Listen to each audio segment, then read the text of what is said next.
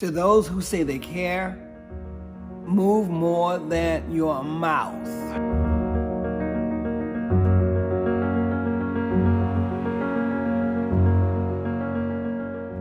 This past Friday, many of us celebrated Juneteenth. I did. And yet so many others didn't and haven't. As a matter of fact, there are 3 states that still do not recognize it: North Dakota, South Dakota, and Hawaii. How did it feel to celebrate freedom that we're still fighting for? It felt and feels too familiar. I know that dance. I've heard those songs. It was an 18-year fight to get Dr. Martin Luther King Jr.'s birthday a national holiday. Yet, it was a fight I was not willing to lose. It was a fight that many of you joined, and I thank you. But here we are again and again and again and again. I'm not one who make believes. I know that leaves are green. They only turn to brown. When autumn comes around, I know just what I say. Today's not yesterday. And all things have an ending. But what I'd like to know is, when will the day come that we let hate go? Or do I have to concede that for human beings, it's just impossible? But if life can have an ending, all things can have an ending. Systemic racism can have an ending.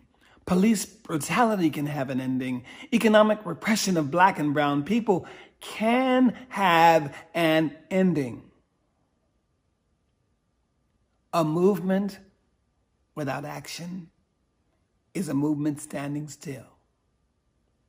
To those who say they care, move more than your mouth. Move your feet to the polls and use your hands to vote. The future is in your hands. We have the power to vote, and we can make a change. The youngest at 18 and the oldest at 110 can make a difference.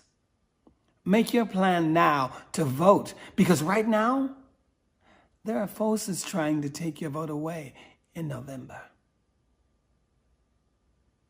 I hear voices on the left. I hear voices on the right. I've been following everything that's being said. But what I have not heard is a unanimous commitment to atone for the sins of this country. I've heard the person in the highest place of this nation say there are fine people on both sides. That sounds non-committal to me. I have a great relationship with the Blacks. Peaceful protesters called thugs. Immigrants called rapists. And from the very place that civilization began, Africa, I've heard this commander-in-chief call it an SHIT hole. Wow.